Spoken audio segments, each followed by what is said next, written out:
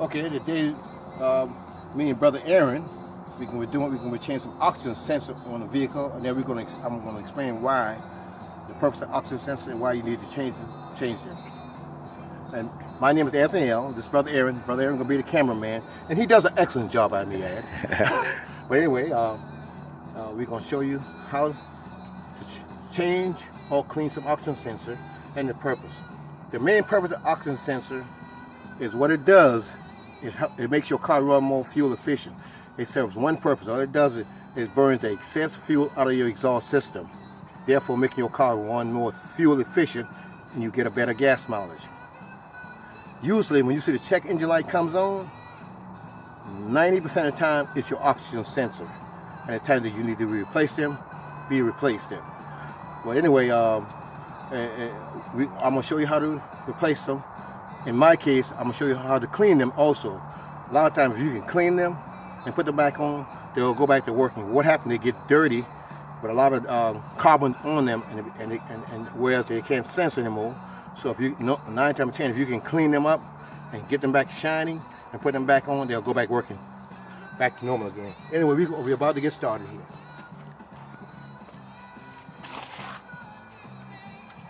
Anyway, I put that cardboard down here, please. Right down on the ground. Yeah. Get that butt. Okay, this truck is a dual exhaust, so you have 2 catalytic converters. For each catalytic converter, you got what they call an upstream and a downstream. So you'll have 2 sensors.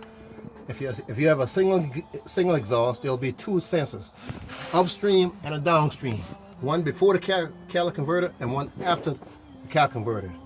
If you have a dual exhaust, which this truck is, you'll have full sensors. So I have full sensors. You have 2 on each side of the catalytic converter, upstream and a downstream. Upstream means before the catalytic converter, and downstream is after the catalytic converter. So I've already pulled out the first one. Here's your sensor.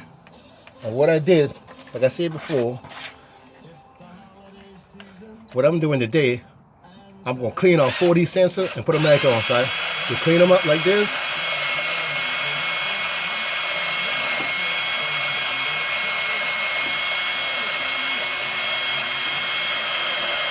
And once you get them back shining like that, I've cleaned all the carbon off of the sensor, and I'm going to put them back in, and 9 times out of 10, this thing will go back to working as if they were new. So I'm going to put this one back in, and it goes right here. And the key, a lot of people think you have to unplug them to take them off. No, you don't. What you do, if you're going this way, you wind the wires counterclockwise like this, because it don't take much to tighten them up, like this. And then you stick them back in, then you tighten them.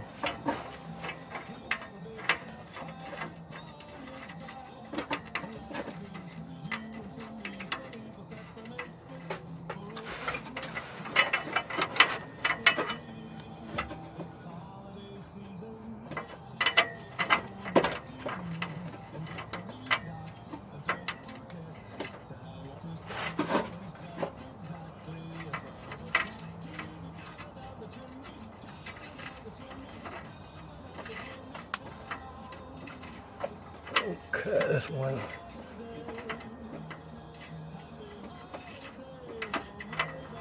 Make sure I'm going the right way.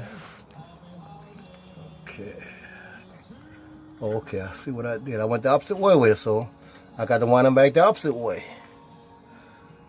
So you wind them back, the wire, you switch the wire, and you put it in.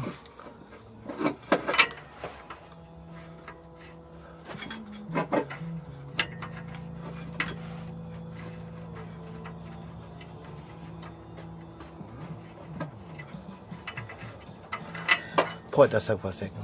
Pause it. All right, good. So now I got the wire started. So what we're gonna do, we're gonna twist it, and then we're gonna tighten them back up. This one back in.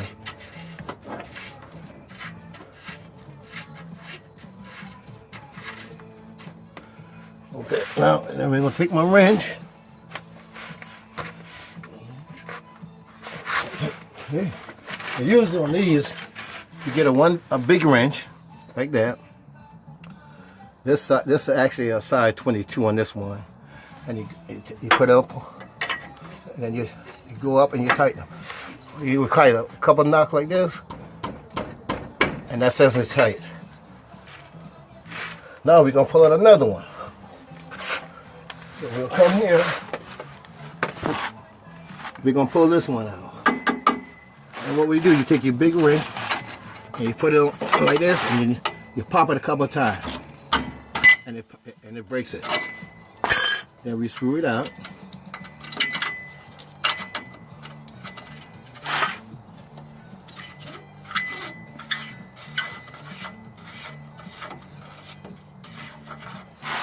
And as you see, get a picture? See how dirty that sensor is? See how dirty it is? It's very dirty. And what happened when you get a bunch of carbon buildup on this is your sensor. This is what really senses the fuel and burn the fuel, excess fuel out of your exhaust system. When this thing is dirty, all this carbon buildup on the outside of it, it keeps it from sensing the fuel and therefore burning the excess fuel. So instead of replacing these today, I find I'm going to just clean them up and put them back in, and that light should go off, and this thing should stop sensing again. So let me show you what I do. The best way to clean it is go to the power store and get you a brush like this. This is a little wire brush that you can put onto a drill. It don't matter whether it's an electric drill or a battery operated drill. This in case this is a battery operated drill. So what I'll do, I'll take what you want to do. To clean these sensors, you also get your channel lock pliers like this, and just lock it on here like this. And the reason why you do that, so you don't have to worry about hitting your hand with that wire, because if you do, you could get pretty scratched up with it. So I'll take this and I'll do that, and I'm going to clean this sensor.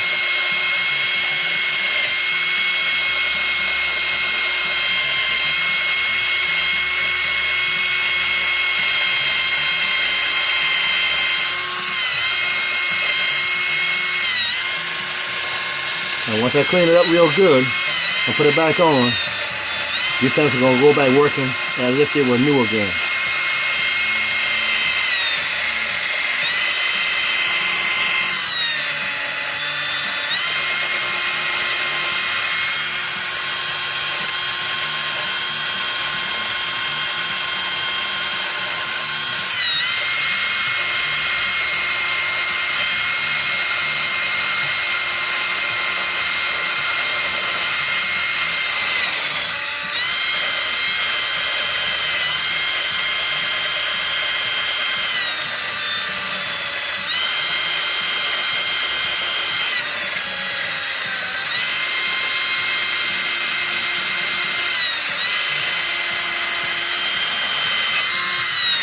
As you can see, the sensor is starting to look clean again.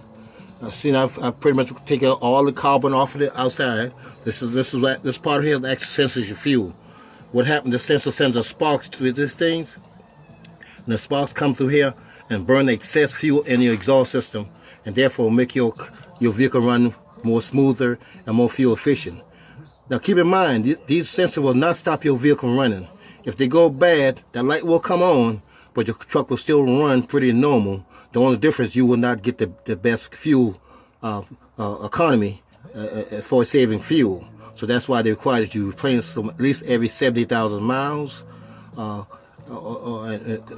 that's when if you change them, the lights will go off. But like I said before, I found out if you take them off and clean them and put them back on, they'll go back to working as usual. So this one's about done. I'm going to hit it a couple more times and we'll put it back on.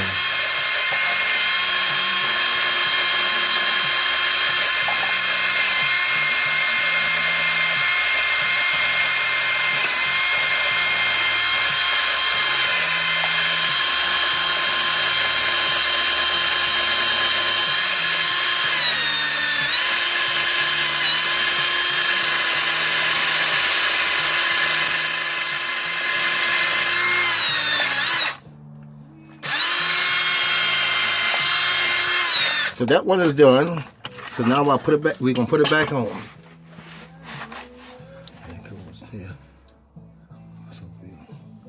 So in most cases, if you're not replacing them, you don't have to unplug them. The plug is up in here, but we're not replacing them, so I'm just cleaning them. So what do we do? You have to wind this thing back. See, it goes here.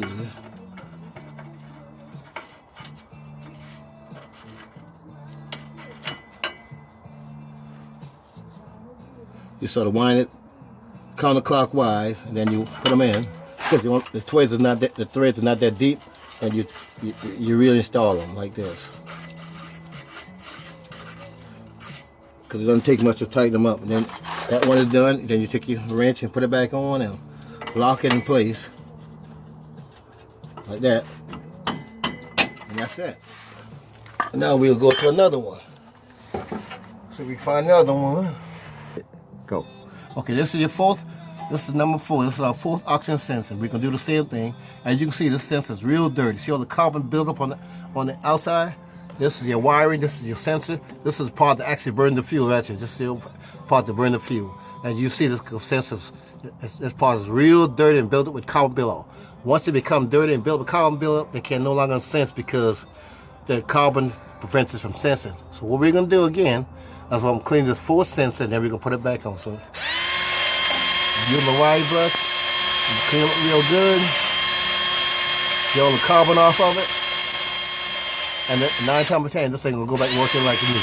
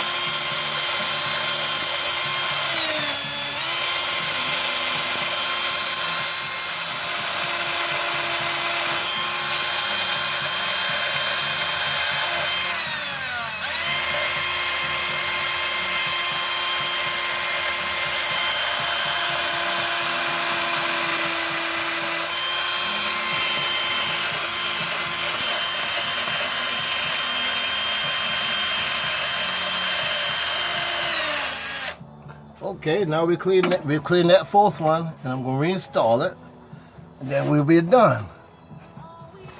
Okay. So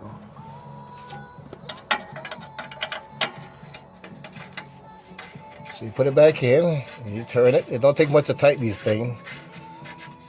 Tighten it up.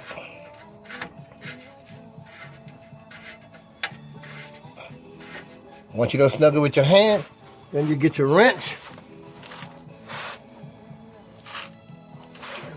Okay, get your wrench and put it on there. You get it one good snug and tight, and you're done.